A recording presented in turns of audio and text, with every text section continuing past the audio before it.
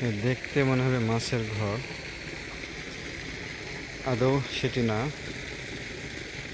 এই এর মধ্যে খাবার দেওয়া হয়, ভাসমান খাবার দেওয়া হয়। মাছ নিচ দিয়ে এসে এর ভিতরে ঢুকেই খাবারগুলো খায়। খাবার খেয়ে আবার নিচ দিয়ে আবার চলে যায়। ঘেরা আছে এই, মানে ঘিরে রাখা হয় এই কারণেই যেন এই ভাসমান খাবারগুলো গোটা পুকুরে ছড়ায় না যেতে পারে। এক জায়গায় থাকলে মাছ অনায়াসে এসে এখানে জড়ো হয়ে খেতে পারে, খেয়ে খেয়ে এখান থেকে চলে যাবে। এরপর এখানে এসে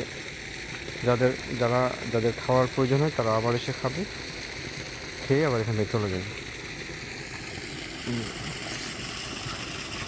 কিছু খাবার বের হয়ে যাওয়ার কারণে এদিকে ছোট মাছ খাচ্ছে, আর ভিতরে এই অংশটা বড় মাছই, যেগুলো ভিতরে আছে এইগুলো বড় মাছই খাচ্ছে। মানে রেগুলার খাবার দেওয়ার কারণে মাছ অনেকটা অভ্যস্ত হয়ে গেছে এখানে খেতে, সে কারণে এখানেই ওরা এসে খায় এবং খেয়ে দিয়ে দেখছেন খেয়ে দিয়ে চলে যায়।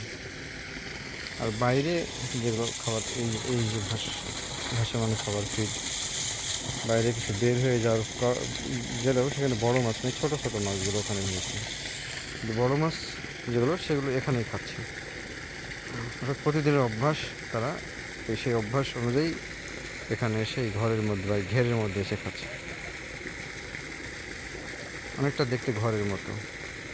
ওই জায়গাটা ডুবে গেছে, নেট ডুবে গেছে, সমান ছিল, ঠিক এইরকম ছিল, মাঝখানে একটা দুটো জায়গা ডুবে গেছে। কিন্তু ওই দিক দিয়ে মাছ আসে না, মাছ আসে নিচ দিয়ে। অর্থাৎ নেটটা এমনভাবে দেওয়া আছে পানি থেকে 1 হাত নিচে আর পানির উপরে 2 হাত উপরে।